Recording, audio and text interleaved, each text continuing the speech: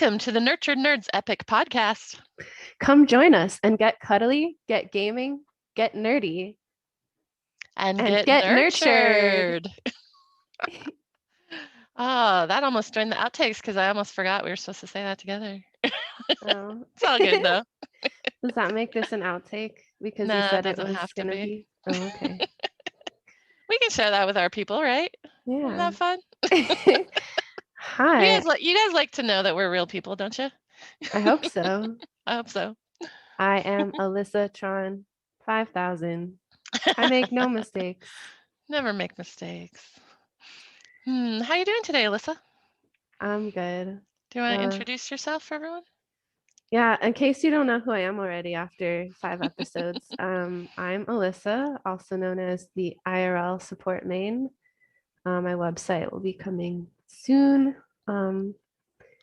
And yeah, I'm the founder, creator of the Nurtured Nerds community project, soon to be nonprofit.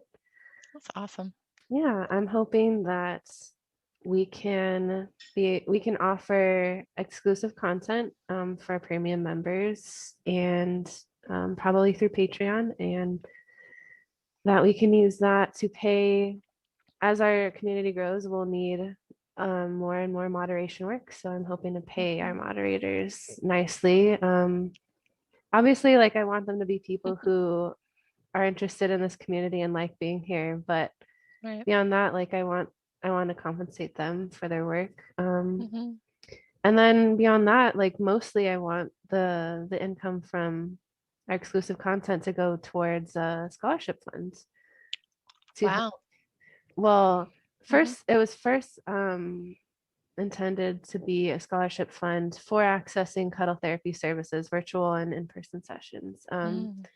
But now I'm thinking also it could be good to offer help with whatever the cost is for the current raid right now for JPYR. Oh, right. I talked to Cassandra and the creator of the content that is our current raid, Jerk Proof Your Relationships, and she upped the price. So she's still offering sliding scale, and she'll work with people on doing payment plans. But yeah, it just got me thinking, like, I want to help people participate in the raids. This content is really good. Yeah. JPYR, there's a lot there, a lot of value there. And really, like, a big part of the price increase is like wanting people to invest in themselves and her wanting to feel freer to dedicate more of her time and energy to continually, like, adding stuff to it, making it even more valuable of a resource over time. So yeah, it's a good raid that we're all trying to do together to self-buff our own, real life character. Learning how to communicate well is one of Cassandra's strong points. So it's definitely a good class to join.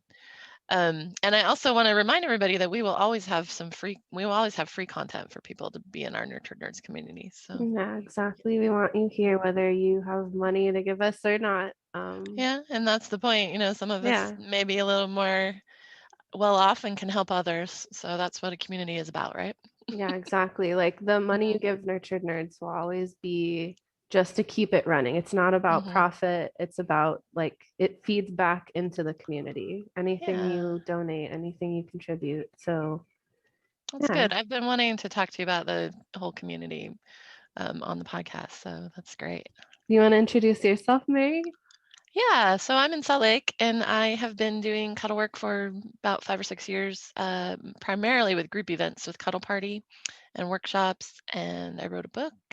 And so I just love teaching people and helping people. And I like to call myself a facilitator because I'm not doing it. The people I'm with are doing their own work, but I can help facilitate and hopefully show them some tools that might help people find confidence and have really good, healthy relationships. I love doing that. And Today we're actually going to be interviewing a video gamer a video game animator and a gamer that actually I brought together through one of my events, and I just love doing that. With Alyssa and Oberon both attended one of my events together, and that's why he's here. So I love that, and that's what I live for, like to see these good connections that come out of something that I might have facilitated or helped to make happen. Makes me happy. Yeah. So And be sure to read Oberon's blog post. He's our first guest blog mhm. poster on the Nurtured Nerds website. Yep. So we'll have our interview with Oberon, and then we're going to share some stories. We'll talk about some nerdy things and some cuddle things, and we'll let you know a little more about what's going on in the community. We'll talk about that again at the end. We've also got a raffle coming up for our new members who can get a chance to win a loot package. We'll talk about that too. But I think first it's time for tea, though. And Alyssa always has an Indeed. amazing tea for us I'm to just share. pouring my first cup from this pot of tea. Mm. It's sugar cookie sleigh ride. Wait, there, wait, There we there. go. Yeah, Trying to get it to show with the background is kind of fun. yeah, yeah. So it's milk thistle, roasted barley, orange peel, sugar cookie flavor. I don't know Oh. how they did that. And other Mm. natural flavors and vanilla bean. It's really yummy. It's Christmas in a cup for sure. It Tastes like tastes sugar just like cookies? cookies. Yeah, Really? and smells like it. And Mm. even with no sugar, like I just use Splenda. But Mm. I put milk in it too. But Mm. this was like my first tea that introduced me to the Celestial Seasonings holiday teas. And Mm. in my senior year of high school, my AP English teacher, Mrs. Henry, she would order, this would be the only holiday tea she would get, I think, but she would order like just an enormous amount and have it all year. She didn't have it with milk. But yeah, she would have it every day. And um I don't even remember how we got on the topic of it, but she told me about the tea and how good it was, and that made me want to try it. And then from there I tried all the other holiday teas I have now. So this one's like the one that has the most special place in my heart, and I really like it too. It's your hook tea. Mhm. That's what they talk about in birding. Like there's a hook bird, like you see a bird and it gets you excited and you can get into the community, but this is your hook tea. Or, hook game. Like, Hmm. I think my hook game in getting into gaming was Little Big Planet. Hmm. So that was what really got me interested in like exploring more games, of just how fun Little Big Planet was, and Cool. I've that never heard there's of that this one. community. Yeah. It's a platformer. It started off as like side scrolling, like 2D, but then it grew more into, there's more 3D stuff in it now. It is still primarily like side to side, not like open world. Although in the community, that's what I was gonna say, is like what's really great about Little Big Planet is that they're like, the whole point is like there are all these tools that you can use to make your own levels. And so there's this awesome community. It's pretty small probably still, and like slowly dwindling over time as the IP is moved to a different Mm. company. But um like people have just made some really cool stuff, and I really liked getting to see other people's creations and explore them and have fun with them.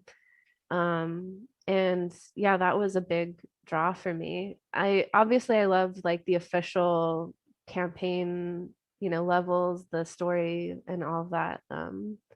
But like what kept me around, and I think what keeps other people around in the game after you're done playing through the official game, is all the stuff that's created in the community. And like they make a point to showcase community creations every month, and create like a little world to go into to explore the best ones that have been created recently. So Okay.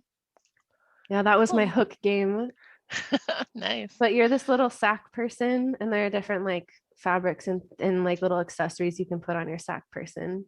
But it's basically a crafting world. It's a world made out of like everyday objects, and you're like this tiny little doll, and you're like Mm. navigating through it. And And using that's another thing too is like the physics in it, like angles and forces and momentum and all this awesome stuff and all these little like contraptions you can use to fling yourself from one place to another. Yeah, it's really fun. Nice. Yeah, I've never heard of that, but we should probably bring in our guest because maybe he's played it too. Oh, you're so right. Oberon, have you heard of Little Big Planet? Welcome, Oberon. Hi. Thank you for Yeah, being with us welcome. today. Thanks for Hi. coming. Yeah, Little Hi. Big Planet. I haven't played that one myself, but I know that it's very popular. And yeah, Sackboy, he's kind of iconic as a character. Yeah, Yeah. yeah. So many things I don't know, just being gamer adjacent. Hmm. So, tell Cool. us about yourself, Oberon. Yeah. Um, Well, so we know that you're a video game animator, but tell us more about yep. that. And do you consider yourself a gamer nerd, a computer nerd, a sci-fi nerd? Like what are your nerdiness factors? Oh man, there are so many. Yeah, so I work at a video game studio doing 3D animation for a game. Um, and I've been doing that for maybe about 2 or 3 years now. Started as an intern, got hired on full time. My title is technically a technical animator. So I do animation and then some other stuff in programming and like setting up the characters, working a little bit closer with the game engine, stuff like that. And then, yeah, as far as like what kind of stuff I'm a nerd for, there's a lot of it. Definitely games. That's my number one thing. I like video games, I like tabletop games. Um, Lately I've been getting into cryptocurrency with the new Bitcoin craze that's been going on. So I'm kind of a crypto nerd right now. Mm. Marvel movies, I love those. Kind of a Marvel nerd, although I haven't seen WandaVision yet. I don't have a Disney Plus subscription. I need Hmm. to go watch that. I I hear it's good. definitely borrow my cousin's Disney Plus subscription. Hmm. It's Yep, expensive, man. it is Yeah. my brother lets me use his. Yeah. Maybe you know someone.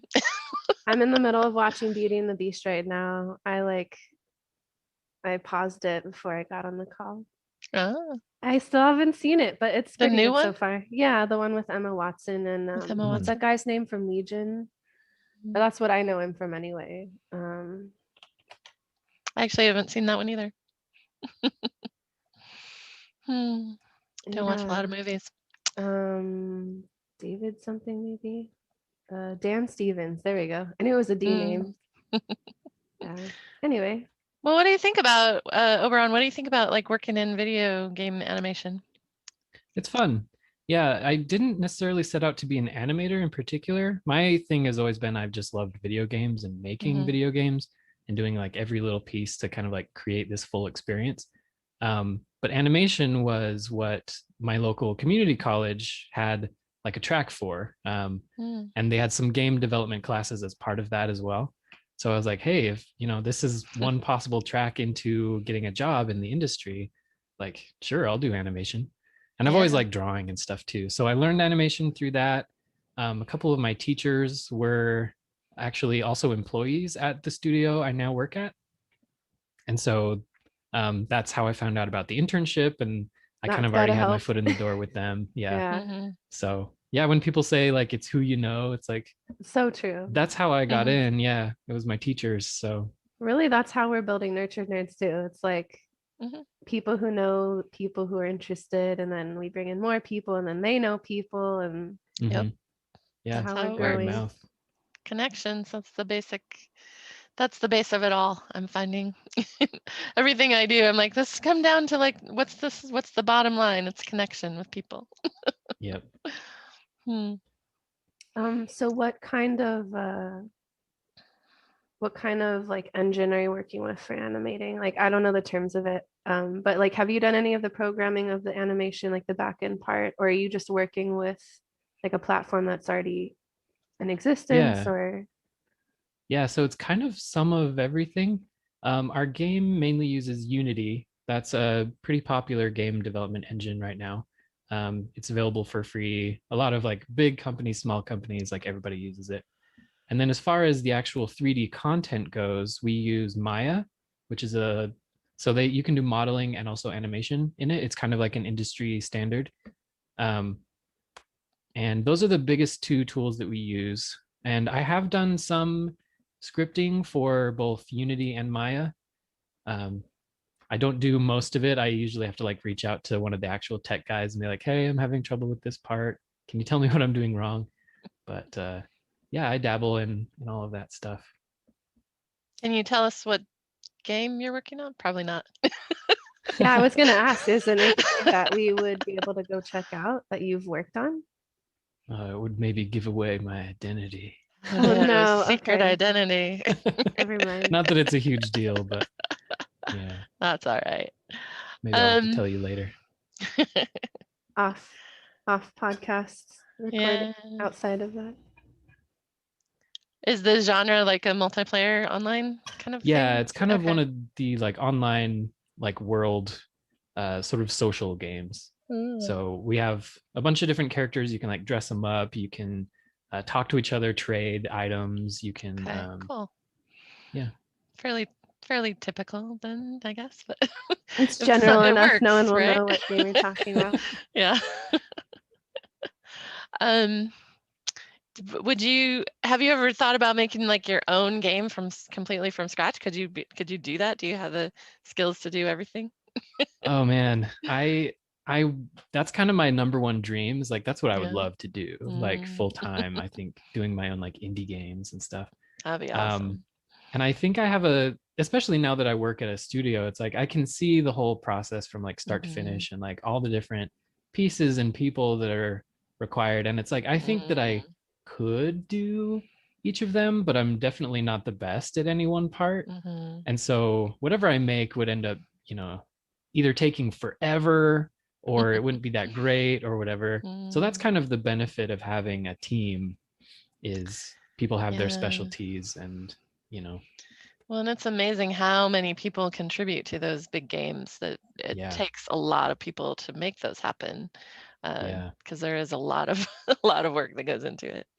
I've heard that certain game companies will like allow you to have a certain amount of time to work on passion projects. Is that something that your company allows for you to do at all? Or yeah, kind of. We have days where everyone comes up with a new idea and they have the whole day to like collaborate with other people and like maybe you make a prototype, maybe you just write a document, but you do something to kind of create this idea and then you can present it to everyone, and usually we like vote for which ones we like best and there's a prize. So those are kind of fun days to go off the rails a little bit.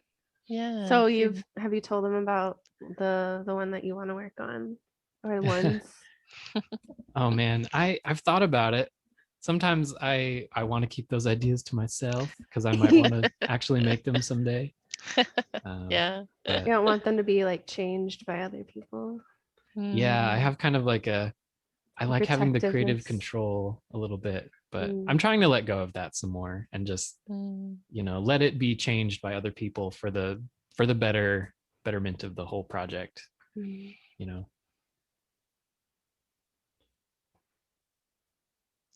Yeah, what's like your favorite games? What's like your go-to game that you play when you get online and say, I need to relax and when I'm gonna go play? Lately, it has been Magic the Gathering Arena, which is Magic's new online platform. I never thought that I would get into Magic. I have always like kind of seen it as something that's like so complicated and so expensive and just very intimidating, but their online version is pretty easy to get into and I have been hooked. I'm always playing in like the competitive queue. This is the first time I've ever played a competitive like game too, like in any kind of serious way.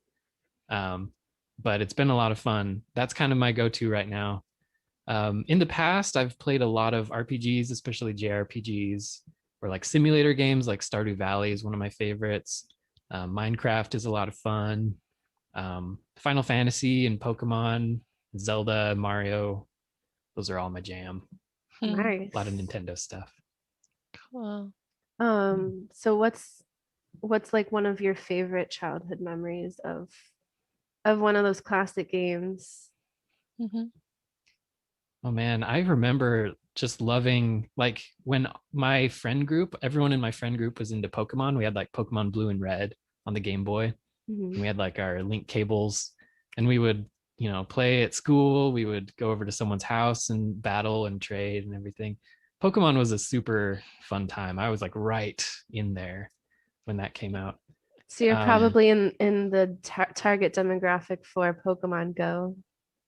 yeah, Pokemon Go, especially when that came out, I remember that craze too. That felt kind of like being a kid again with Pokemon, because like Yeah. everyone was playing it, and you could go to the park, you could Mm. go to the store, you could go wherever, and like someone's Mhm. playing Pokemon. That was really exciting. Yeah. Yeah. Alyssa, I know that, don't you play Overwatch? Am I remembering Yeah, that yeah, I correctly? do. I do play Overwatch. Nice. Yeah, I've met so many friends through that game. Like obviously Overwatch has its own issues, mostly caused by Activision or just like Blizzard blunders or them not fixing certain bugs or like working on things that the community like wants them to work on. They kind of work on things that they feel like they have to work on to make their Mm, profit or like work with Activision or whatever. Um, but like despite all of those issues, like it's still a place where I can connect with my friends and just mess around and like really games kind of become languages. Like Mhm. it's hard. I've found it hard to like try to move with the same friends to other games.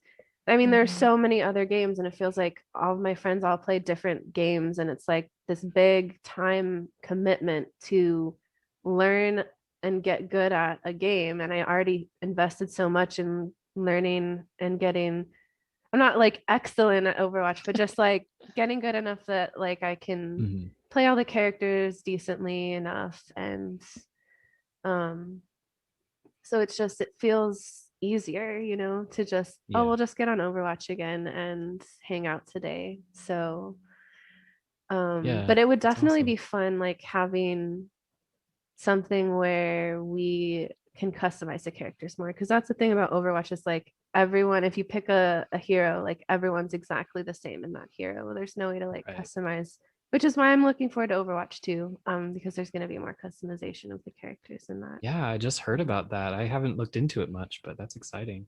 Yeah. Overwatch has always had really good animation. And Yeah. their characters are so unique and so expressive. Yeah. That's been like a really standout kind of benchmark for the industry, at least in my mind. Yeah, the animation's really good. And like it's a PvP game and it's a first person shooter, and like violence can be really hard for me to like spend a lot of time with, and so that's kind of why really that's like part of the appeal of Overwatch to me. For some people that turns them off because they're like it's too cartoony, like the violence Mm, isn't accurately depicted enough, and I'm like that's why I like it. I even exactly. find Yep. myself like sometimes I think that part of the reason why my aim isn't that great is because I still feel this slight aversion to like shooting people. And so Mhm. I Yeah. like do like more warning shots sometimes or like zoning versus like going for the picks every time. And maybe that's part of what's held me back in like my rank, but Mm. um Yeah, that makes sense to me. Honestly, that's part of why I don't get into video games, because a lot of them are about shooting and getting past whatever and killing killing it. people. Yeah. Yeah, Yeah. like I don't want to have a game be about killing things and shooting them. Yeah. And I don't want to be Even someone Yeah. who's good at killing people. Like yeah, even like I don't want to be somebody yeah, like that. Alyssa Alyssa Power's game Guild Wars 2. I've been playing it for her sake and going back to it a little bit this last couple weeks, and I was just like, yeah, I remember that it was all about you had to have all these confrontations and you couldn't just like go pick the food and cook or whatever and find things. I like adventure games where you find things and solve puzzles, and it's like That's but I why I had liked but Little Big Planet. Like seriously yeah. try it out. That's all it is. Yeah. It's like puzzles and Okay. exploring. Oh, Yeah. cool. Yeah, Yeah. but I think that's like a big problem in a lot of the games. Even like the old like Donkey Kong or something, you're still like shooting them and trying to kill them, and I'm like, Yeah. that's not good. Yeah, I think But that's an interesting thing, like in particular with reference to like nurtured nerds, right? Like mhm. nerdy, like gaming stuff, like does have this reputation for being like focused on violence and conflict. And then Mm, we have the cuddling community, or like, self-care, like connection type stuff. Like those are two very different sort of ends of mhm. this like spectrum of human connection. And so Yeah. I think the Nurtured Nerds idea and why I'm so excited about it is trying to bridge that gap and like find common ground and ways to appeal Yeah. to people in a different way. I Yeah, think that's important. I exactly. think that's something that the gaming community has been missing. Yeah, is that self-care aspect. Like really that's what it Yeah. is, Mhm. because like I was talking about the social aspect of it and meeting friends, and like that's what draws me to it, not the violence or the like shooting and killing. It's like that I get Mhm. to be silly with my friends and like laugh at each other's mistakes and like or Mhm. Yeah. celebrate each other's successes together. But it's not really about like dominating other people, at least not for me. Yeah. Yeah. Yeah, I know there was a really good discussion. I think it was on Radiolab where they were talking about how people do people get involved with sports because it's like a substitute for war, basically.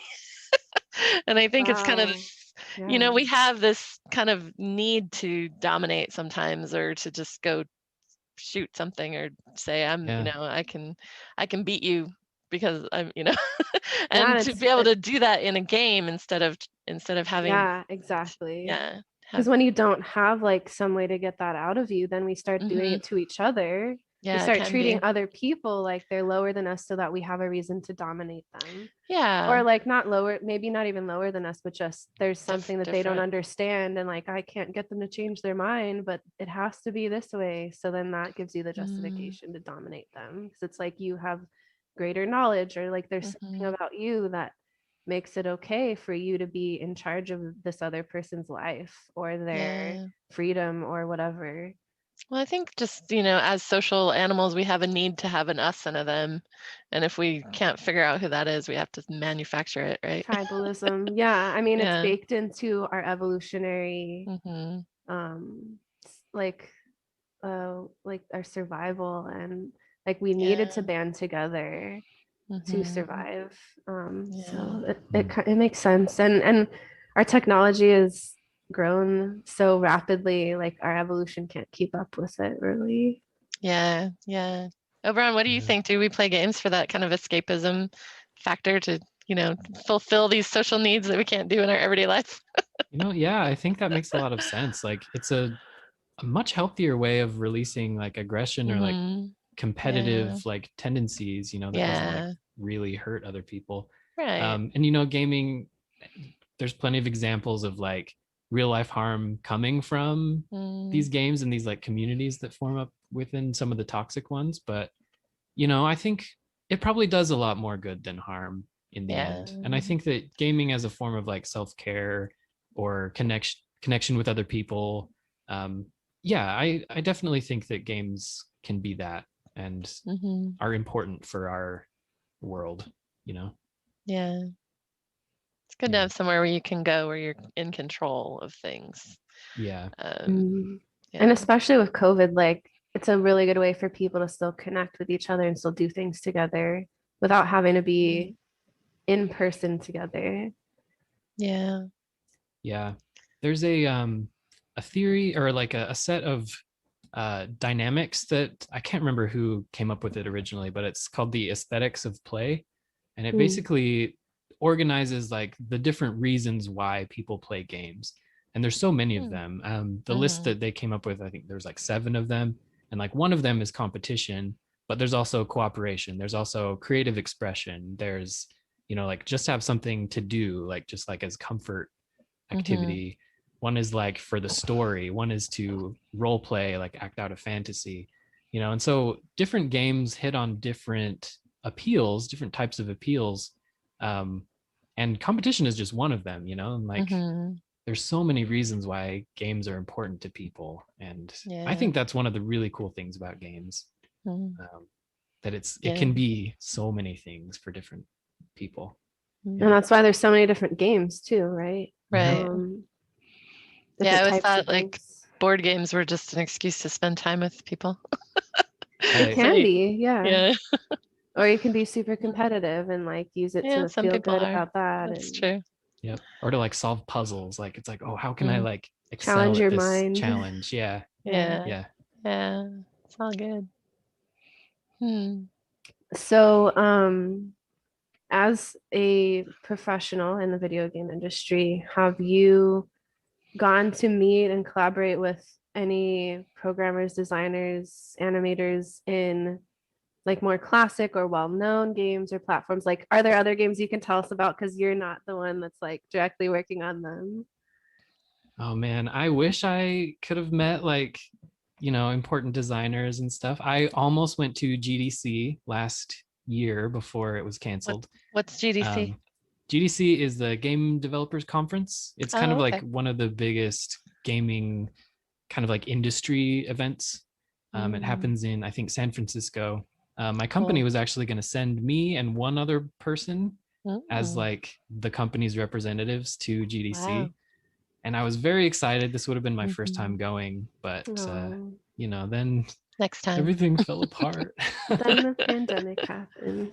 Yeah, Oh, so they And they might didn't have send like me a back. virtual version of it for you to No, attend. they do have like Oh, an online library of a lot of their talks, and I think some companies ended up submitting their talks to that library, but mm, um, yeah, the company didn't mhm. like have me watch those or whatever.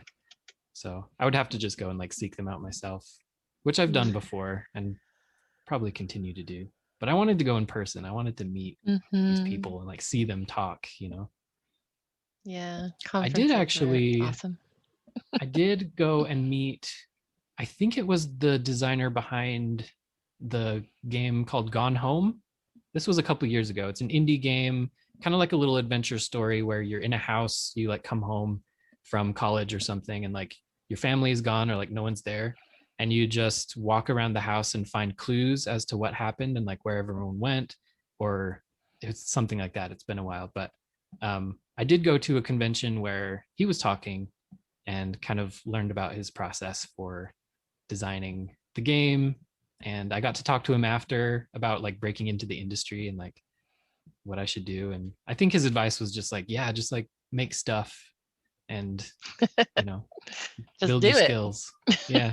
Yeah, Yeah. that's And I agree cool. with that too. It's like just Mhm. make stuff, just do it. Just That's the just best way to go. learn. Yep, I agree. I agree. Just do it. Do you ever find like in your real life you're kind of approaching things like it's a game? Like you use your video game skills in life, I've thought maybe? about it sometimes. Yeah. I don't Yeah. know if I've done it like in a really serious kind of a way, but it does give me a different perspective sometimes. If I Mm, think like I'm really struggling with something or I'm feeling afraid of doing something or taking a risk, if I think of like in a game, like I wouldn't be afraid to do this, right? Like it's so mhm. easy to go up and talk to someone in a video game. Like Yeah. it's nothing. You don't think twice about it. But in real life, for whatever reason, it's harder. Well, we don't get do-overs in real life. We don't That's get to true. like try again with a different character or like reset the game. That's true. Yeah, we're all in Well, hardcore mode, But then there is basically. this like theory that we're living in a simulation. So then it's like, well, who's the game designer then? That's like, God, right? Quote unquote God, like, or however you want to view that is like that would be the designer if we're in a simulation, or it could be like some other life forms and we're just that Right. iteration of them. But then that Yeah. really goes into like being made in God's image, like that whole religious like idea. Um, so like that's been a really interesting aspect of considering video games in real life for me. What about you, Mary? mm, Have you had any like insights or shifts in perspective of looking at real life like video games? yeah, I kind of have because, we assign so much import to these things, like going up and talking to a stranger. And like you said, there's no do-overs, but do we need one? I mean, if it can go well or it can go badly, we can walk away, right? Yeah, and the Just thing is like like if in you the video erase your game, progress, you lose the you can, experience you got from that whatever that was that you were doing, that right. task or that Yeah, that's quest. true. So Yeah. It's like, but we don't, and in a game, you can walk up to somebody and you don't really assign any significance to it. It can still have the same outcomes, but it's a mindset thing, right? Of how we look at it. Um, to see like what we think the consequences might be or what embarrasses us or what we've been told we're supposed to feel about real life things. And in the game we can practice not having all of that baggage. Yeah, And then we can try definitely. to bring that back out to real life, I think, because, we just shoot ourselves in the foot a lot of time with all of this learned responses that we have and learned thought process that just don't serve us well. Yeah, And it's, absolutely. yeah. Yeah. So it's nice to have a place to practice where all that stuff you can just forget about it all and hopefully bring some of that back into real life. I do try to do that. And Yeah. I've actually personally been having some moments where I'm like, oh, it feels like the matrix is glitching. Totally. Right? Yeah. Yeah. Yeah. It's like, wait a minute, what just happened? I just like, I don't know. Anyway. That's always a really popular Reddit thread, actually, that I've seen Yeah. pop up like several times of just like, what are your glitch in the matrix stories? Mm-hmm. Of just something happening in real life where you're like, wait. Or like, here's a good one. Yeah. It's like you hear something fall in another room and you think it sounds Mm. like a certain thing. And you go in Mm-hmm. and like the thing that it was something that didn't sound anything like what you heard. So you're like the audio, they played the wrong Yeah. audio file or whatever. Just like Yeah, I know. That's funny. I'm glad it's Yeah, not just me. I think if we are just like living in a big video game, if and then like Uh, we die or whatever and wake up and like, whoa, that game was so cool. Like I could imagine, if there's like a game that's like, hey, you get to go and do this for like 100 years and it's so immersive and like it's permadeath or whatever, like mhm. that does kind of sound exciting, for some you kind of get so into eternal it that you forget it's a being. game. Like maybe You really that's forget what it's a life game. is right now for us. Could be. Yeah. We just Who forgot that knows? it's a game. Yeah. Yeah. Yeah. That is an interesting way to look at it. I And mean, if it just, really like plugs directly into your neural network, it could that mm, could be just like in the Matrix, they have like those things, mm-hmm. whatever those hookups. I don't know. Yeah. We Yeah. don't know.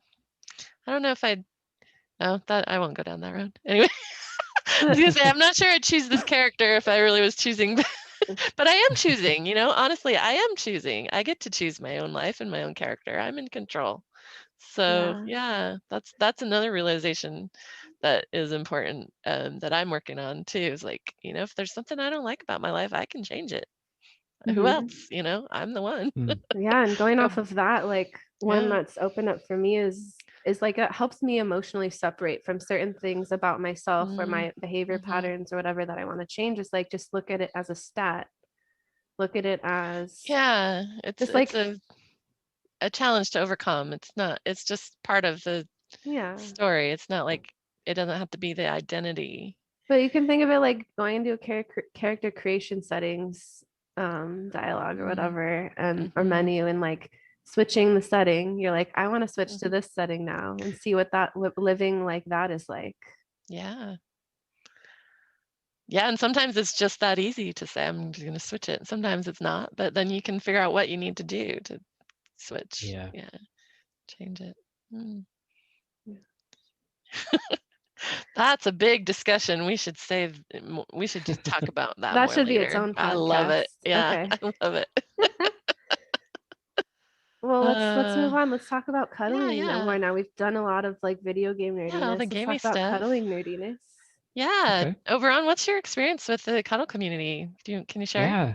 Yeah. Yeah. So it must have been 5 or 6 years ago now, maybe even longer. That was my first cuddle party that I heard of. I was Mhm, I think I was at work, like just taking a break, browsing Meetup, and I saw that there was this event for a cuddle party happening.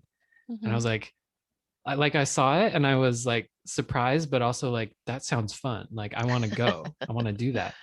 And at the Yeah. time I was like so young and still kind of like in a different like mindset than I have now. Mm, Kind of more of a restrictive like identity, I guess. And so I struggled with that. I was also married at the time and I thought that like, what does this mean? Like, why do I want to go to do this? And like, is that mhm. bad? And all this stuff. Yeah, Is yeah, it So I bad to struggled want with other that. touch when you have a partner, Right. yeah. basically? Yeah. And like, does this mean I'm not happy? Like, what will my wife think? Like all this I stuff. think a lot of people struggle with that kind of thought because it is the common narrative, I think, from a lot of conservative communities that you Yeah. should only be touching your partner and you shouldn't be looking at anybody else. And Yeah. what was your process around that then?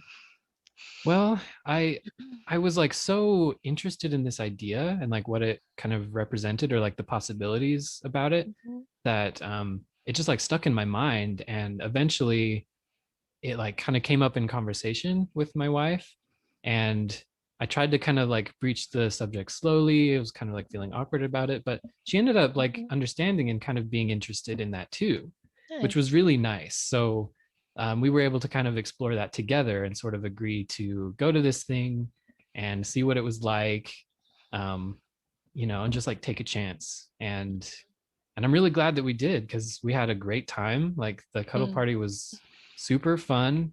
We met some really cool people, and especially the workshop portion. Cuddle parties always have like Mhm. the consent workshop at the beginning, Right. and that discussion for me was the first time that I had heard the concepts of consent really explained to me, like in Mm. an explicit kind of a way. Like they talk about sort of the biological stuff in like sex education classes in school, but they Mhm. definitely don't really tell you about how to navigate a relationship in the real world, like as an Mhm. adult, and like how to do that respectfully.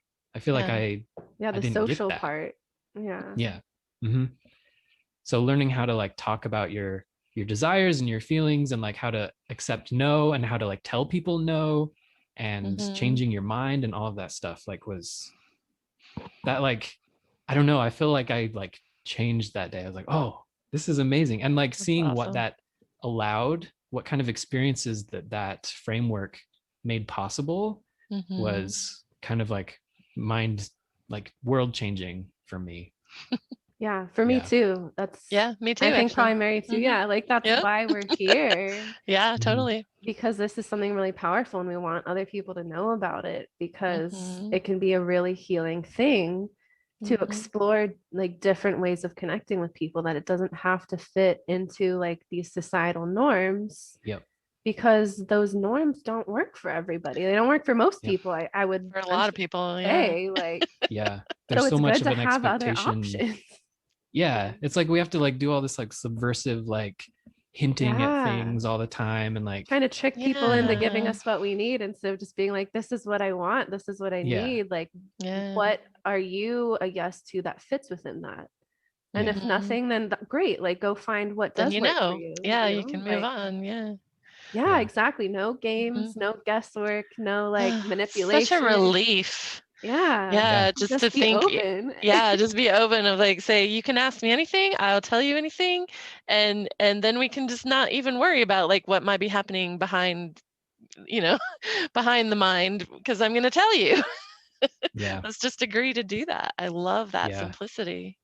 Yeah. And it's still Um, tough. Like mhm. even learning that Yeah. stuff and believing in it, like actually Mhm. doing it all of the time consistently can still be tough, because we still get these messages from media or like Yeah. TV or even games, like that, oh, you Yeah. have to do it this way. Like this is what people really Mhm. want or whatever. Well, that's how Um, they make a profit, right? Is they tell you this is the way it's supposed to be. And if you're not doing it, well, here we can help you. Here's a product you can buy or whatever that's going yeah. to help you live the way you're supposed to fit in with everybody else and be Mhm. happy.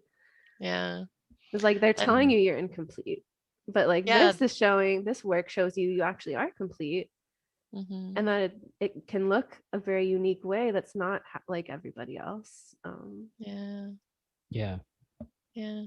But everything else in our culture is telling us to do it the way that we've been taught, for years and years, and you can't just erase decades of, you know, indoctrination with one or two events or even a couple, because it takes a while to get in mind shift and Yeah. figure that stuff out.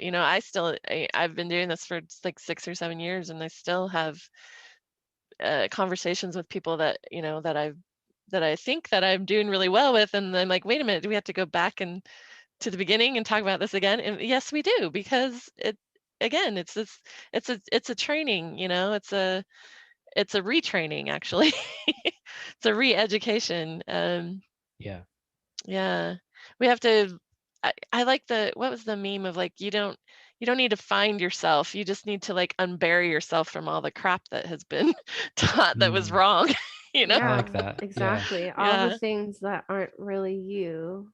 but Mhm. that are in the way of you being with you, or you seeing you, or other people seeing you. Yeah.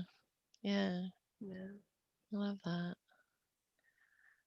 Well, that's cool to hear that it changed your life like that. I mean, I hear that story from a lot of people, and that is why I do this work and want to help people with it. Yeah, I think it's so important. I wish it was something that Mhm. we taught to everyone or that Me was too. more socially acceptable. Cuddle Yeah. classes in Yes, elementary, middle please. school, and high school and college.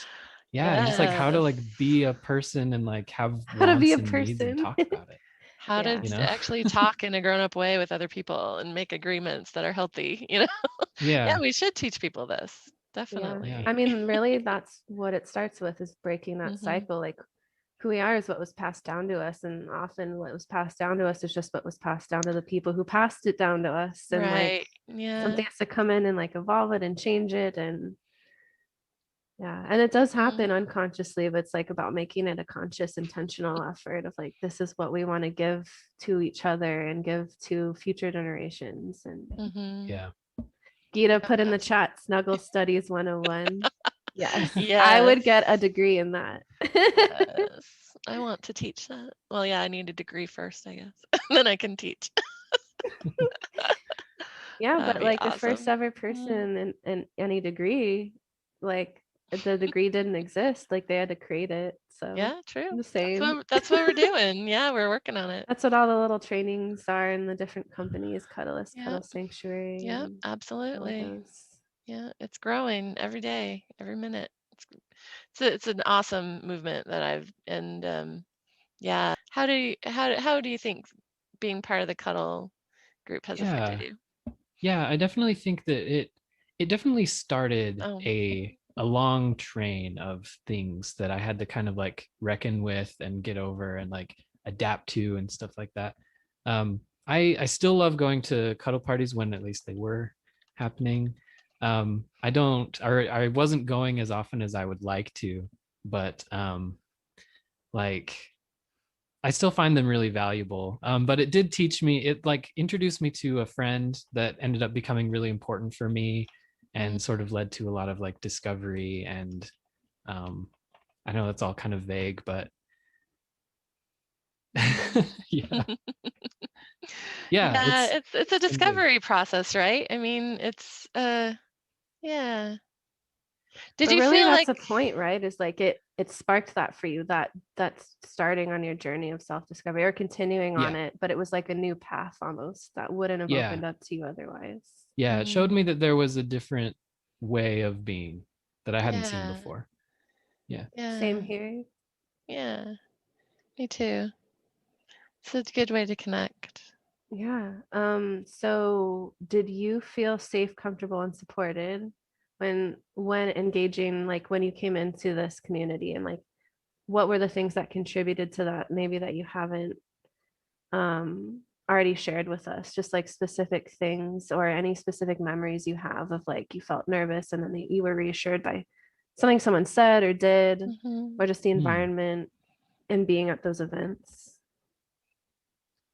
Yeah, I think that the very first event that I went to, it was hosted by someone. I'm not sure if she still does it or not, but she just had like this really warm Hmm. energy that you could feel like as soon as she opened the door and she like welcomed you in, she was just like all Hmm. smiles, like very friendly, like, here's everyone and here's where the bathroom is and here's some snacks and like just make yourself comfortable.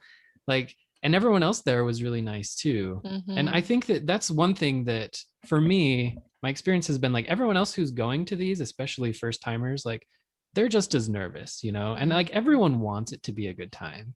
Like everyone is going to usually they'll put their best foot forward and like make you feel welcome and like there's people to talk to, like conversations happen pretty naturally. And there's a lot to talk about, like how'd you find out about it, and like, oh, I heard about it through this person, and like what are you hoping to get from this, like. And so that kind of like social aspect for me was very welcoming. Like I was instantly just in like a friendly place. What would you tell people that are like worried about it? They might feel interested, but they like, oh, I would never do that. I can't cuddle with strangers. Yeah, What I would you think tell people? what I would tell them is like, you don't ever have to do anything at this event. Mhm. Like, you can just go there and like keep to yourself. You can just do like the educational part. Like, just think that like this is Mhm. me learning something. It's just a workshop, you know, Mhm. and you can leave after it's done if you want to.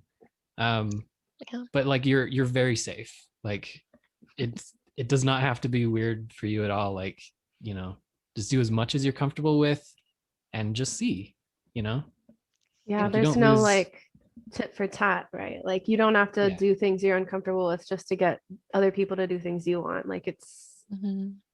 Yeah. Yeah, that's one of the rules is like you don't have to touch anyone. You can and like bring something to do Mm. and you can sit in Mhm. the corner if you want. Like Yeah. that's okay. Mhm. Yeah.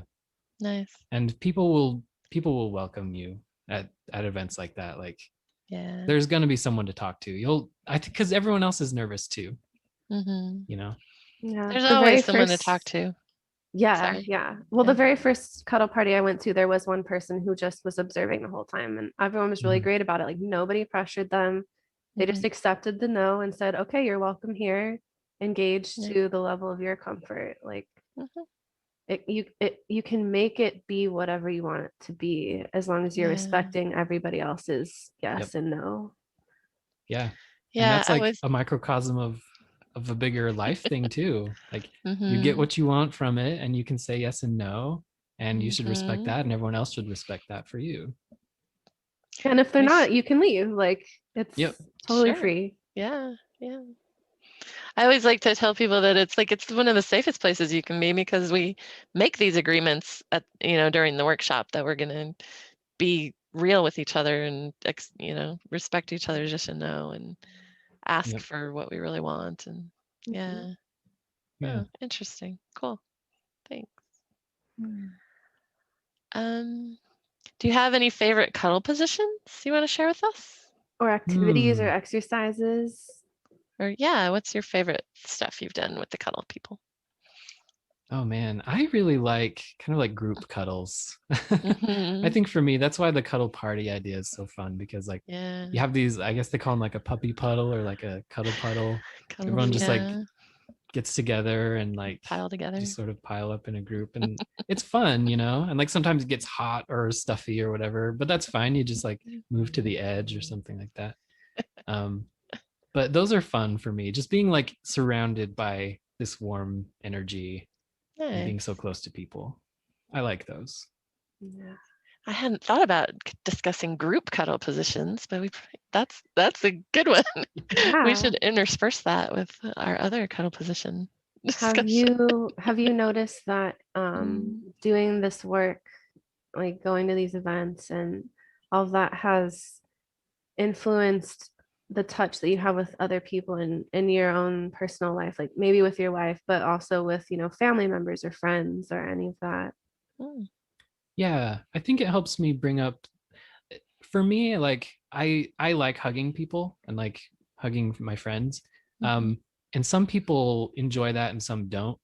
And so I don't want to be the person who like always goes and does it if someone doesn't want it or doesn't appreciate it. And so that for me kind of reminds me like, oh, I need to like see how they feel about hugs before I just go and hug them, you mhm, know? And I can Yeah. even just say like, hey, I like hugs. Like, would that be something you're okay with? Like, can I give you a hug before mhm. I go and do it? You know? Um, and I think that it helps me. I don't know. Yeah, it's easier to bring up that discussion and ask for it too when Mm, I need a hug. nice. Yeah. Hmm. Well, I think we should talk about your card game that you're creating for about connections Mm. because that sounds like a really cool project. I'd like to hear more about that. Yeah. So when I first heard about Nurtured Nerds, one of the first kind of ideas that I had that was spawned by this whole concept was like a card game that you could play that kind of simulates this idea of asking for what you need and how everyone has different needs and sometimes like your fears or your um, hangups kind of like get in the way of making that easy to do. And Mhm, so I kind of thought of the idea of like the old school like Tamagotchi pets, where you get the Tamagotchi and it doesn't like talk to you, but it has needs and things that you need to kind of like figure out. Mm. And you can learn its like language and its signals. And so I was thinking, what if everyone plays as a little Tamagotchi creature that has different features and different needs that other creatures can help fulfill? And then each creature also has actions that they can do for other people. And so you have to ask like someone else, like, oh, your creature has arms and my creature needs, touch or something like. Hmm. And so you ask them like, hey, will you give me a hug? And then they can say yes or no, but maybe they have like a fear card in their hand that's like, you're afraid of touching people. And so you have to tell them no, um, because you're afraid, but maybe there's like another way to get rid of that fear. Like, oh, if someone else like talks to you, you can discard a fear. And so you Hmm. discard that one, and then you come back and you're like, oh, I can give you a hug now because, I've dealt with my fear, overcome it. Yeah. It's sort of like working together to Yeah, as a group. fulfill And it's everyone. like, how can I help you get these things out of the way to do what you're wanting to do? Mhm. Yeah. And Yeah. So sometimes that's it's the just idea. telling someone about the fear. Like, I think I Mhm. remember that being one of your examples of just like sharing your fear gets rid of the fear card or something, or it like Mm. makes it not Yeah. a fact. Like, the fear might still be there, but it like stops it from being something that keeps you from doing the thing that you're afraid of. Mhm. Mm. That's Yeah. cool. So you're developing this right now, right? Yeah, I wrote up a design document for it. I actually did make a couple prototype cards. I haven't printed them out or tried it Mhm. with anyone yet. I haven't really had a chance Nice. to, but It would be yeah, if it's really fun to something, have events in the future where we play your Mhm. game. We like come together and play your Mhm. game. So, yeah, Yeah. yeah, or I think find a that way would to be do it fun. virtually, maybe. I I don't was gonna say, yeah, we gotta find how to do it virtually. Yeah, yeah, Cool. that's a challenge. Yeah. And that's part of what you also do on the side, right? You do other card games. I do, yeah. I have a couple of my own. I just thought of like there's this game called Tabletop Simulator that you can play board games and tabletop games virtually Hmm. online. Okay. Maybe like putting it in there could be a way to play it Yeah, online. that'd be fun. Yeah, We'll premiere your game when it's ready to awesome. with the nurture nerds, so we can all get together and play it. That'd be fun. Yeah, that would be fun. I'll have to keep developing it. Yeah, yeah. Cool. Very good. Let's see. We had a previous guest who talked about how she felt pressure to like not share how nerdy she was, all the things she really loved. Um, and have you ever had that experience where you just felt like it's not cool to like games or to be into card games or whatever it is that you're nerdy Yeah, about? yeah, sometimes. I think that for me, I definitely think that nowadays, like it's cool to be into nerdy stuff. Mm, cool. Um, for in general, like everyone watches Yeah. Star Wars. Everybody goes to see Yeah. the Marvel movies and comic books and everything. Hmm. Um, but when I was younger, I mean, I remember there would be like the cool kids were into sports, right? Mm, And they looked down on um people who I don't know were more shy or reserved or would play mm, video games or mhm, something like that. I'm glad that that seems to be changing. I mean, I haven't been in high school or anything for a really long time, so I don't know what it's like now. But mm. um, I'm glad that that's gotten easier. Definitely nowadays, Yeah. I just feel like I like what I like, and Mhm. even if someone else doesn't like it or doesn't think highly of me for liking it, it's like that's okay. I still like it. I'm just gonna be That's me. good. And So I know that the internet helps with that too. Like, the more Mhm. ubiquitous online connection becomes, right. you can always find other people that like what you're into. Mhm. Yep. There's always a community. Yeah. Yeah, helps us find our community better. Yeah. How Nice. about you guys? Do you have experience like that where you've been afraid to be openly interested in something? Um, Hmm. well, I guess it's more like being in the game with other people who are also interested in it. It's more of like how they treat me and perceive me, or that like because I'm a woman, they will use like certain different things to troll on me because I'm a woman that they wouldn't if I was genderless or a man. Yeah. Like I've just gotten so many comments of like when you come on voice chat and they're like, "Oh, it's a girl" or something. And Huh. but what's the best is Mm, when nobody says anything and it's just exactly the same. Like before I came on voice chat is after before they knew mm, um to knowing. And um yeah, it's really interesting feeling like I can't just react the way that I react, or that like they'll put my reactions or my behavior in some sort of box or category that they wouldn't have otherwise, even though it's the exact same behavior, but just because they're informed by, oh, you're a woman. So it's like, oh, it's because you're emotional or you're like whatever. And I'm like, Mhm. really, honestly, the people that I've seen having the most problems dealing with their emotions in games have been men. Like, because they don't like being told mhm, that they're bad at something or being dunked on or like Yeah. and really like there's toxicity towards men as well, like that they're not allowed to get upset about something or be emotional mm, about it. um mhm, that having an emotion or a reaction is bad or wrong somehow.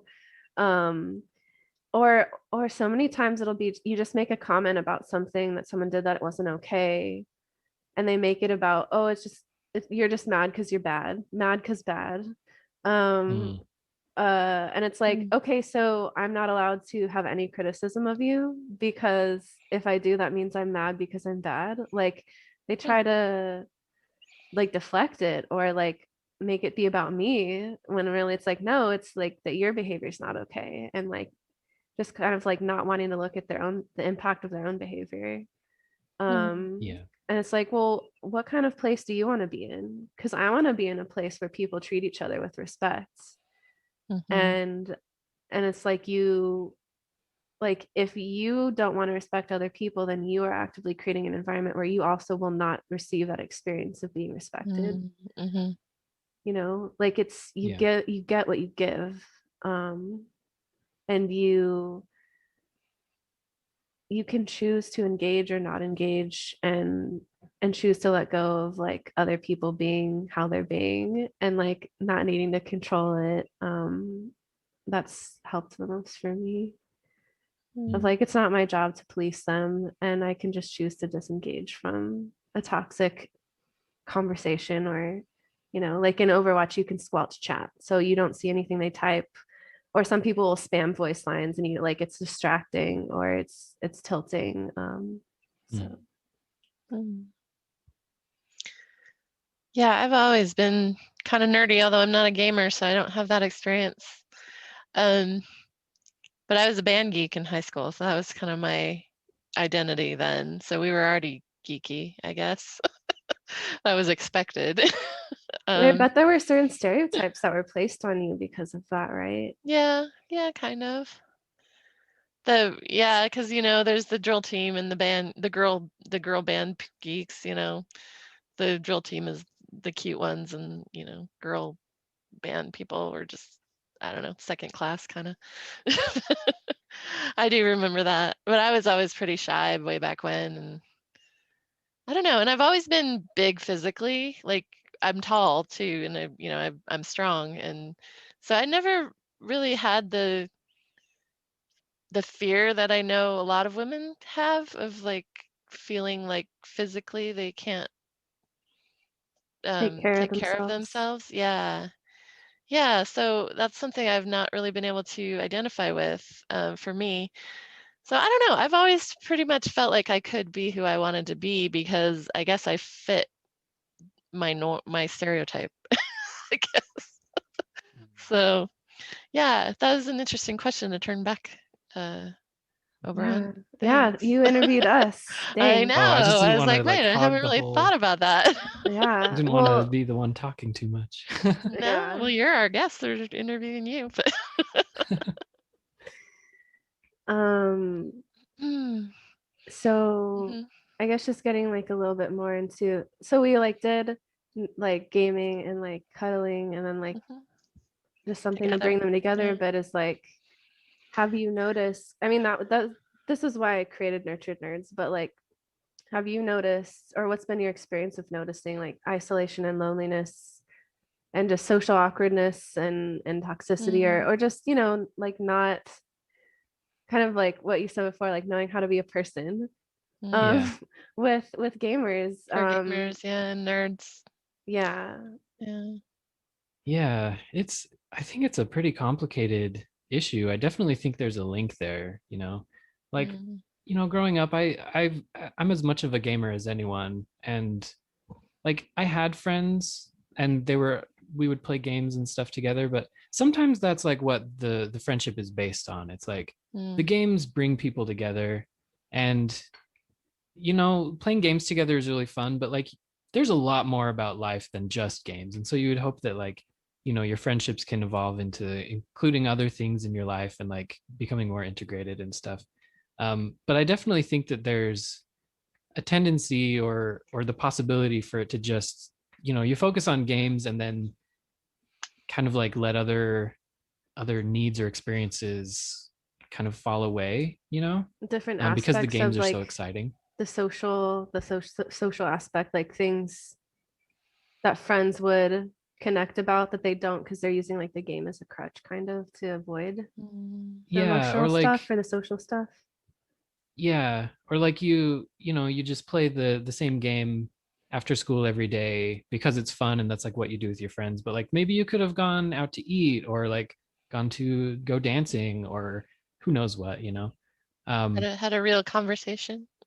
yeah, yeah, and I definitely Yeah. think that there are plenty of people who are super into games, but they're also Mhm. like living a varied life. Oh, sure. Um, like gaming addiction can be real, but I think that more people are probably just it's just like a hobby and like they're pretty balanced Yeah. about it. I mean, you can like it a lot and it's not an addiction. That's okay. Yeah. As long as it doesn't, Yeah. affect or rule your life and your other relationships, it's not an addiction. Can Yeah. support them. Yeah. But yeah, so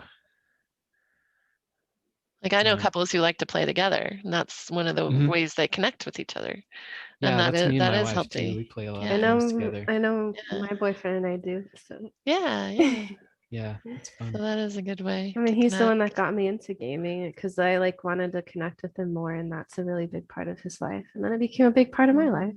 Mhm. So That's Mhm. cool. yeah. Yeah. I guess like the step beyond like gaming with your friends is like what if there's like a gaming convention, or like an event about this game in particular. Like, that brings a lot of people out to events that might not otherwise go. And it's a Mhm. big social space. And I think that's one reason why there's like a reputation for like anime conventions or comic cons to like crazy stuff happens. Like there's people who just go all out and like these fun after parties and everything. And it's because, this is like a way for people who don't normally get out and do this kind of stuff. Like this is something they're Mhm. interested in. They find other people who are also interested and a lot of cool connections come out of those things. Definitely. So, yeah, I guess it's just Yeah. kind of like a different approach from like the mainstream traditional types of activities, but it still facilitates connection in its own way. Yeah. Mhm. Hmm. Good. Okay. So, do you see there being like this way to put seeking out connection and cuddles and touch and just like authentic, genuine connection? Do you see there being a way to connect that to character building, open world exploration, like in-game equivalents for people who are only familiar with like the in-game equivalents of like Hmm. bridging that gap, like you said before. Like what do you see there as possible in connecting with nerds, gamer nerds who have no idea about like what this world is of the work that we do as cuddle Mm. therapists and Yeah. And that is tough. Like, yeah, I've thought about it too, like since joining Nurtured Nerds, like what is really required for like to really reach these people and to get them to experience this. Um because yeah, especially like any kind of physical touch or affection in games is not usually represented in a nuanced kind of a way. It's either, you know, you like give presents to someone and then like you get more hearts and then now they're willing to marry you, and it's like Yeah. that's not really how real life people work. Or it's like Yeah. it's like even worse in like Grand Theft Auto or something, where it's just like it Mhm. becomes like a mechanic but you're just like using people. um Mm. so I guess it's hard to like represent like what can you really gain from going to like a cuddle party or meeting with a pro cuddler that, you know, that you're missing if all you know is game type relationships. um but maybe it's like, I think it's also a natural human thing. Like they probably still feel like they want connection with people, or maybe they don't understand that that's what they're looking for, but they feel like Mhm. lonely or um you know, sad or something. And so I Mhm. guess like maybe if you're here and you're feeling vaguely lonely or sad, but you're not quite sure what you're missing, like maybe just try meeting with a cuddler and like seeing if those cuddles are something that like, oh, I didn't even realize this specifically was what I was missing, like this physical Yeah. touch, you know, because it could be and it might not be, but Mm. if it is, then maybe that's what you need to like be happier and have a more like Yeah. fulfilled life, I And guess. there's an easy Yeah, answer. make it a side quest. Yeah, like Yeah. try it out. It's like trying out a Yeah. new character, I guess. Trying out Yeah. something new. Mm. Nice. Yeah. Is there anything else you think you want to tell everybody? What? Hmm. Because we're coming to the end of our time. Yeah, I don't know. This has been great. I hope that people join our groups and contribute to like the discussion. I think I would love to see Mhm. more people, like especially from the gamer side of things. Like let's talk about like the challenges that we have. Because I Mhm. definitely have had challenges and things that I could probably talk about, but I haven't brought them up yet. Mhm. Maybe because I'm not sure if anyone else is listening or whatever, but like I'm gonna be here and watching, and I hope that anyone listening is interested in this. Like, let's start Mhm. talking. Let's figure out like Yeah. what we can do, and Let's make um, Nurtured Nerds a real community, right? yeah, Yeah, Yeah. please join Yeah. us. We want to hear what you have to say, Mhm. what you have to share. We want to know you, and Mhm. we want to give you some opportunities to address that feeling of maybe being disconnected or Mhm. not being resourced somehow, even if it just kind of feels like this vague lack, but you don't really understand what the source of that is. yeah, Like, let's Yeah. explore it together. Let's explore ourselves, our inner environments together, and just see what happens and just play together and be creative. Mhm. And yeah, yeah. It's Yeah, and like I when I and found out about the go sorry ahead. um the consent thing, like that whole Mhm. concept of like that whole worldview of like operating this way. Like I didn't know about it until I went to a cuddle party and discovered it.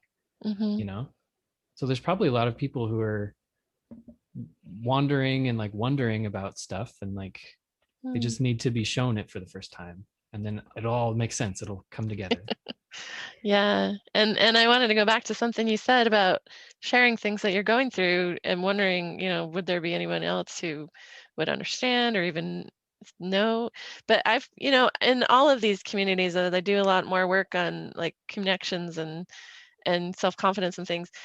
Everyone always says, as soon as I shared it, somebody else stepped up and said, "Oh my gosh, I feel that way too," and I felt like I couldn't tell anybody because I'm the only one. So, it may Yeah, take a while to find that person, but there are other people that can help that maybe have gone through it or will go through it that you can help.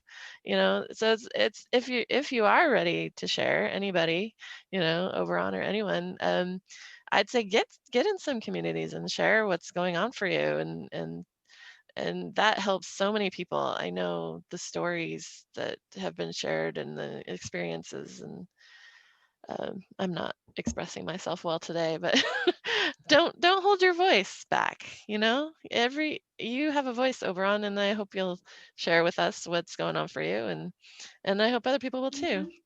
yeah. So, And yeah, something I've thanks. really had to learn is that, like, it doesn't have to be valuable to other people in order for it to be valuable. well, It's that's true valuable too. just in you getting to have the experience of sharing what's Yeah. going on with you and being heard. Even if nobody else relates to it directly, like we're still here to listen.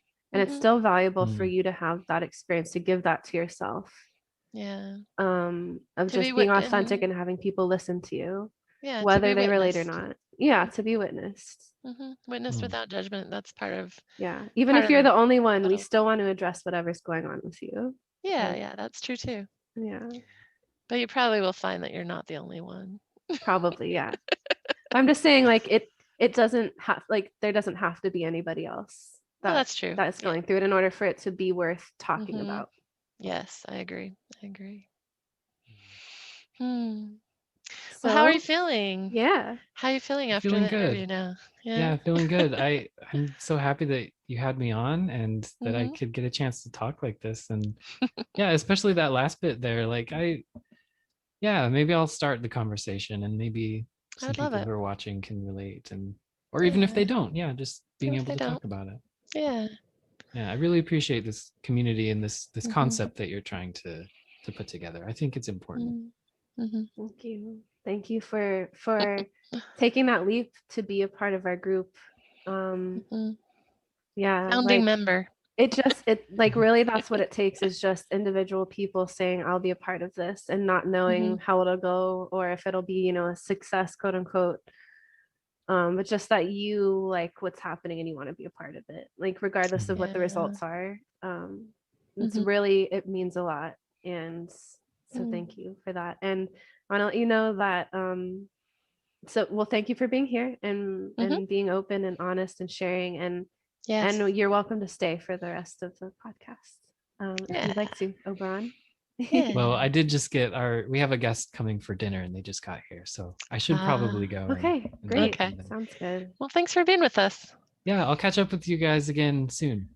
Yeah, Okay. thank All right. you. Yeah. Bye. Bye. All right, bye. Thank you. Mm.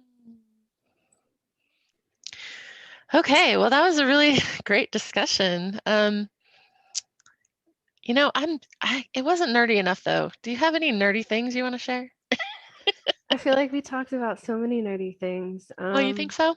I don't know. Well, I did mention some video game stuff earlier for myself. Trying to think of what else I could talk about. Well, another game that I really have enjoyed for people that maybe aren't into PvP as much and are into maybe more single player is Katamari, the Katamari games. I haven't heard of that one. It's really fun. So basically, there's this king of the cosmos, and he has a queen as well, and then they have a son, the prince, and he is really tiny, and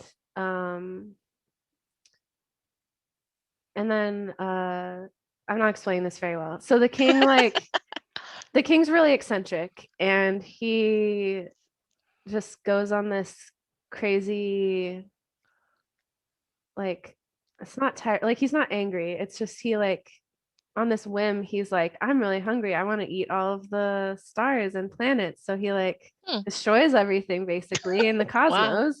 And so he tasks, instead of cleaning up himself, he tasks the prince. He's like, you got to fix this. So the prince's job is to go around and like roll up objects to create new stars and planets, to repopulate the cosmos. And so you go to these various places, and you start really small. So it starts with like matches and needles and like and really small things. You start with like this really sticky like small ball, and you roll it and things stick to it, and then as it gets bigger it has more stickiness and it can pick up bigger things, and so the ball just grows exponentially until it's planet sized or star sized, and it tells you to make it a certain size for whatever the level is. And you get to just roll around and explore these worlds and explore like what you can pick up and what you can't. And if the objects you're rolling up are actually alive, like people or animals or whatever, they might like try to chase you if they are bigger than you. And if they run into you, then like they can knock stuff off of your katamari. The katamari is the ball you're rolling up.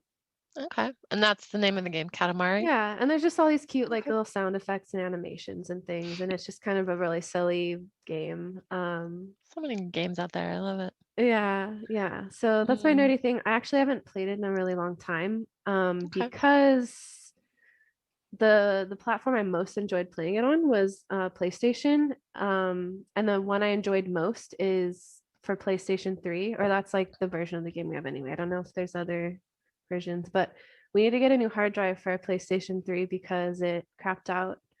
Mm, So I keep asking, but maybe it's time to like push a little bit get more a of new like, one. let's do this. Because I really miss playing that game. I Mm, played with an emulator on my computer for like a different one that I didn't like as much. mm. But the one that I really like is the one that's on PS3. So Okay. yeah, so maybe I'll have to play that. I'll have to get back into that and replay it, and then I can share with you guys like more specific things that I liked about it. And Yeah, you seem excited by it, yeah, so I you really definitely want to should play it again. stream. I really want to stream some games that I've played Oh before, but I yeah, that'd be also great. want to like take requests from Hmm. the community of like what games do you want to see.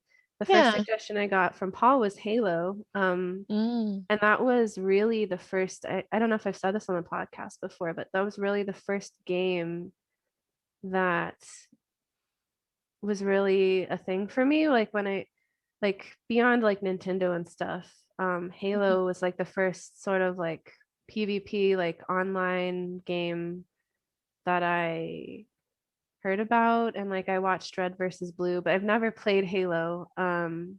Red versus Blue is like this animated series that uses Halo assets and stuff, and hmm. it's really funny. But yeah, I was just thinking of a cool streaming thing. I'm sorry I cut you off. no, just like anyone who's Okay. listening, like if you are interested Hmm. in any of the games we've mentioned, like just comment, Hmm. just say like, oh, I love Yeah. this game because blah blah blah, or like I have this memory about playing it. Like Hmm. we want to know what games you like, if even if it's Yeah, not one yeah. of the ones we mentioned. But yeah, I just thought it was going back to one of the things we were talking about, of how the interactions are programmed in the games with mostly with NPCs, I guess, but like what Oberon was saying about like you give them gifts and then you can get married if you give them enough gifts or whatever. It'd be interesting to like do some streaming and from a cuddle perspective, of like connection specialist perspective, like to comment on some of those. I don't know. That probably won't be very exciting, but it's something I was like, oh, we need more on that. Let's do a commentary on like how they manage connections in games. That'd be cool. yeah, and then that could help inform us, because we've thrown on this idea of creating like a more authentic, more genuine, more like realistic game having to do with connections, connecting with people, Mm-hmm. and just like even further giving opportunities to practice social connection, practice Yeah. being rejected, practice asking for what you want. Mm-hmm. So That'd be cool. especially because like in-person cuddle parties are not currently safe. Yeah. So Yeah. yeah. Mm. Well, I do have a nerdy thing. I didn't share it when we were talking about tea because we actually moved on to something else, but I'm I sorry. wanted to show you. This is my little tea caddy. So I've got all my tea bags in a little clear acrylic holder here so I can I see should them get all. that. Yeah, I thought you'd like it. So many of my teas, So, like the box, like they're not individually hmm. wrapped. So Oh, yeah, some of them aren't individual. I have a box of boxes in my Yeah. pantry. I was gonna say you probably have a lot more than this because I only have like one little box of tea, but this is all my tea. Anyway, it makes me happy every time I pull it down. I'm like, I'm so glad I figured this out, how to organize my tea. Because I had like, all the boxes stuck up there and they'd fall down when I picked one out. And My mom used to have that situation, and I organized a little tea caddy like that for her too. I remember. so I thought, oh, this is a good nerdy thing, especially on a show about tea. Uh, A show about tea. That's what this podcast is. that's what this, Show yeah, it about is. It's tea, and totally then about tea, sometimes we right? talk about video Sometimes games we talk and about other cuddling. stuff. Yeah. The other thing I just wanted to share, you probably know this already because you're a tea aficionado, but like my teacup gets a brown ring in it I don't know if you guys can see that. But if you just use baking soda, you can clean that off. It's like it's such a stupid thing, but then I realized that that's so easy to clean Yeah, off. baking soda and hydrogen peroxide helps remove stains from teeth and from porcelain and ceramic. True. I use those like green 3M, I think they're 3M brand, like those green plastic scrubbers. Oh yeah. I could grab it, but I Yeah, think you know that what I'm talking about. that doesn't take out my brown stain. Like if I'm just washing it normally, But if then you I do still that with have the a. hydrogen peroxide and the baking soda Oh yeah. paste, use the Yes. scrubber also. With the paste. Yep. Yeah, In yeah. the plastic cover. Anyway, that was my nerdy thing. I was like, I like having a nice white clean teacup, and Removing stains. that was Cleaning. my organizing cleaning nerd, I guess, today. So No, I totally know what you mean. Like it feels yeah. really good when something is hmm really stained and then you get the stain out Yeah, and it's all nice totally. and Because clean. I was And like, this is that ugly. was part of why I bought like this glass. It's the old Mm. Pyrex flameware one. They don't make it hmm anymore, but I got it on eBay. Glass Because teapot. it's so much easier to keep clean than like a more Yeah, traditional teapot. true. And I really like am super like into like I get a super like what is it like a it just feels really good to be like, ooh, my teapot is super clean. Yeah, yeah, absolutely. I agree. See, we can be I for nerds a about long time anything, had even used like cleanliness. yeah, well for a long time I'd use a teapot that has like the spout in it, and at Uh-huh. the bottom of the spout there's like this sort of like it's just really hard to clean. It's like this opening Mm-hmm. with like little holes in it, but then like the A little spout on the other filter. side, like stuff gets caught inside and you can't hmm see it. Even if you use Yeah. like a pipe cleaner and stuff, you can't really get everything out, and that really Mm-mm. bothered me. So so now I'm into spoutless teapots. So Mm-hmm. Good. yeah. Cool. Anyway, There we go. yeah, let's We talk really about the are cuddle nerds, of you guys. episode. Yeah, let's talk about the cuddle position. You've got one for us, Um right? yeah, so the one for this episode, I'm gonna turn my background off so I can demo this. Okay. So move my camera down too so I can show you guys. Is it gonna stay? Is it gonna fall? Doesn't Is it gonna do? want to stay, huh? Can see how long your hair is.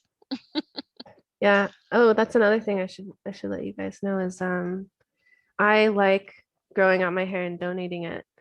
And the Oh, last nice. time I did that, I just shaved my head. So I donated literally all my hair. Oh. And I'm gonna do that again this year on my birthday. Hmm. I'm gonna shave my head again for the second time. Nice. It was really, I really liked it last time. I really enjoyed it. Anyway, Sometimes that sounds so freeing. it Just feels get rid so of the good. hair.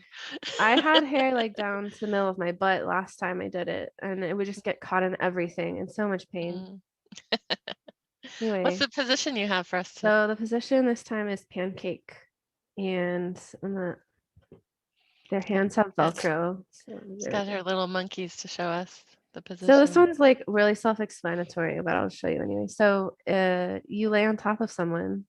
hmm Now it can be face to face. This can feel more sexual. So a way to help with that is to not be face to face. One person lays face down and they have their head to the side. A pillow under here can be really nice. A pillow, like not even just under your head, under your chest too, can help because your mm arms can like prop you up a little more. So if you want, you can have hmm your arms more up here, bent, instead of having them just down by your side. It's really up to you. Like, it can be customized, but this other person they lay on top, and you can align perfectly, and have your head be kind of like with a pillow on the side. You can be a little down a little more, so your head's laying like on the top of their back, on their shoulder. hmm And this is great. You can like caress their face, their hair. You Oh, could nice. like press their arm. hmm And the main variation that I learned from Cuddle Sanctuary for this one is called syrup. And so that's when you're not perfectly like on top of them with like your legs on. Oh, that's another thing too, is like you can have your legs like perfectly on top of theirs, or you can like stagger them. So it's like, I don't know if you can Like see in like the between. legs are kind of, yeah. hmm But the syrup is basically just some way of you lessen the weight. So either your arms and legs are on either side, so you're kind of like Maybe like up on your knee bracing a little yourself bit. a little bit more, so not as much of your weight is on them. And Mhm. also you're kind of off to the side. So you're like only partially laying on them, or you could lay on Okay. them like sideways. Mm. So that's what syrup is, because syrup is like not only on top of the pancake, it's like over the sides as well. So you Over the become the sides. syrup. Okay. Yeah. Nice. I like it. Yeah, and there's so many ways you can vary it. But the general explanation is really simple. It's basically you're laying on top of someone else, and it's like Mhm. you're a human compression blanket, a Human weighted pancake. blanket, human weighted Yeah. blanket. So That is actually one of my favorite positions. But yeah, I do find that my partners a lot of time do find it to be sexual, and I don't. So I'm like, oh, let's just lay on top of me. And I'm like, okay, I guess we should choose something else. yeah. I chose it because it's Uh, one of Gita's favorites. Our nice. wonderful podcast coordinator, Gita, Producer, yeah, producer, yeah, wonderful. producer, program editor. He does the video and audio editing as well. Thank you so Mhm. much, Gita. Yeah, It's really comforting having that. I mean, like the weight babies, they on you. like being Hmm. swaddled, right? Like it's that Right. pressure, Yeah, and it can exactly. feel really secure and just yummy. Hmm. Yep. And yeah, you can experiment with like different surfaces that you're laying on. So like if you want to put like Mm. pillows under you to make it squishier. Um, yeah, So many variations. Yeah. and this one can be a little more challenging if there's a big size and weight difference between the people Hmm. cuddling. So Hmm. that's part of why syrup can be really helpful if somebody wants to be um like the bottom of the Hmm. the pancake stack, then and they're the smaller partner, then it can help to have the larger partner who's laying on top of them be using their knees and their arms to kind of take some of the weight off or be on the side like syrup. Hmm. So Nice. yeah. Yeah, I like that too because any partner can be in any position. Physical size really Hmm. doesn't have to matter. You just have to make sure if there is Hmm. maybe a weight issue, you want to be careful not to Yeah. crush people, of course. But Yeah. you can make any position work with any partners, really. Yeah. And this is a good one for group cuddles as well. Hmm. It's basically the two-person version of like the cuddle puddle, puppy Yeah, pile. right. Um, but like if the other partner is a lot lighter than the one that they're laying on, and the other person's like, I want more pressure, we could have a second person come and like both of them Mm, partially lay on top, hmm. or Yeah. you could have them just lay on top of just part of you, like your upper back or your legs or something Hmm. like that. Nice. Yeah. I just thought of a really good group cuddle position that I'm going to share in the next podcast. So there's your Sweet. teaser for Gita next wants time. us to know you can, oh, this is a good one. The person on top can hug the person underneath. Oh, I yeah. did this, Gita and I cuddled back in December, I believe. Mm, I reached around and I reached my arms around him mm. when I was on top, and I hugged him. And that was really fun. Um, and you can play footsie, which is really fun if your feet are aligned. It Mhm, depends on if you like if there's a big height difference, you might have to shift where both of mm, you are so your feet can mhm, touch. mm, Yeah, and you can hold hands, and like I was saying before, you can caress their hair or their face or give them like a little shoulder rub or neck rub. mm. Provides great access that way. Nice. Yep. Oh, Pancake and he wanted syrup. us to know it's in his top 3 favorite. So Good. good one. So hopefully some of our listeners can try pancake and syrup this week. Yeah, maybe. Mm. And if you don't have a partner, like just get creative. Yeah. Use pillows. You can put a pillow on top of you Hmm. and then have somebody, or you can put something else on top of the pillow that's heavier, Yeah. books, Weighted maybe, or blanket. like a box, or yeah, weighted blanket for sure. Oh, one of the cool recommendations I heard from some cuddle event. I forget who it was, but anyway, they said get your laundry warm out of the dryer and like put it on top of you.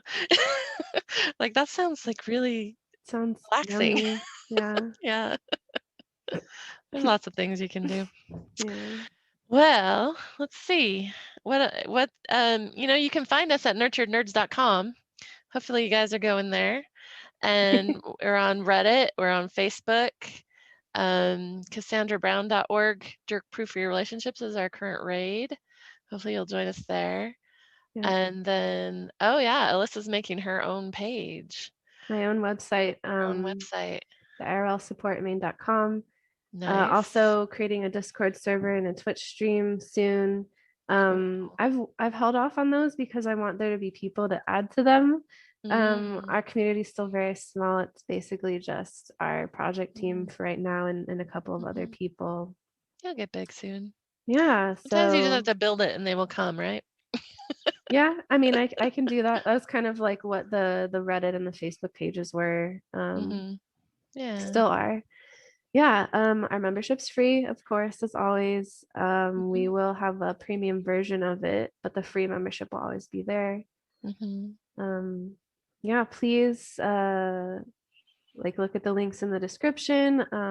Help Give you us your get where you're comments. going. Yeah, give us This feedback. this is a Subscribe, community. like, comment.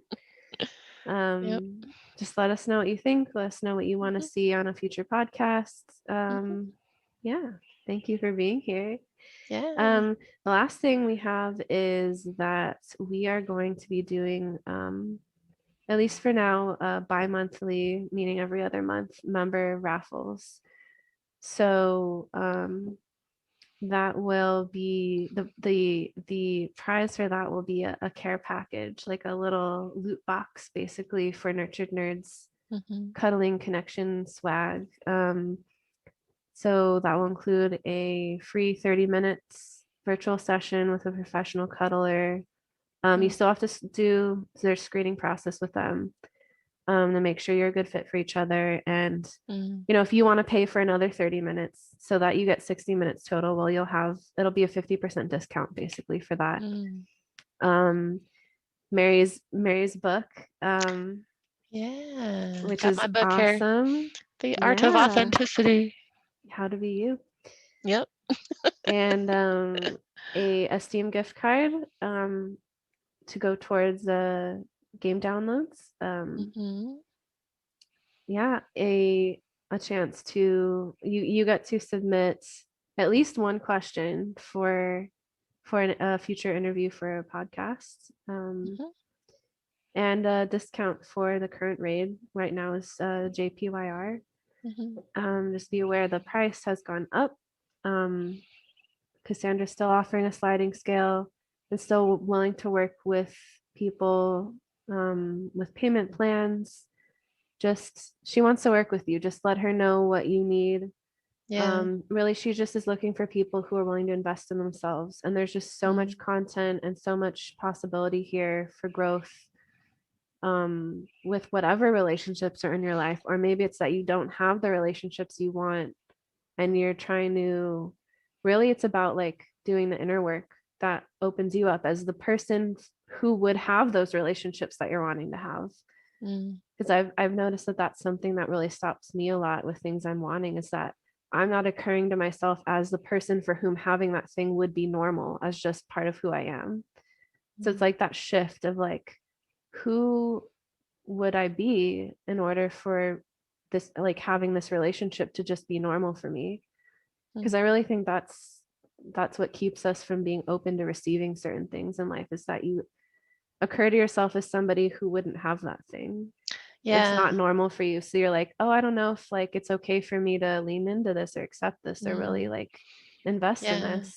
So like something you would really want, but you feel like you're not worthy for it. Yeah.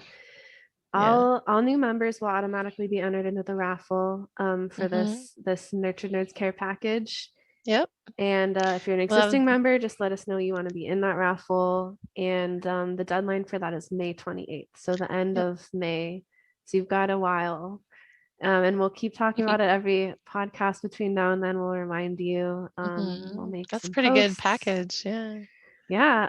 Oh, and let us know in the comments too if there's something that you want to be in the care package that we didn't mention. Something you're like, we're gonna, this would get me really excited to be here in Nurtured Nerds community. Because we'll be doing this again, right? Yeah, we're gonna keep doing this at least every other month, but in the future, if we get more interest, more people contributing stuff to the care package, we could do it every month. Yeah. So I'm really looking Fun. forward to that. And Yep. hopefully we can offer a premium care package. So a care package that's only available to raffle for people who are premium members. So Hmm. just let Yep. us know what you're Yeah. wanting to see in your care package. Cool.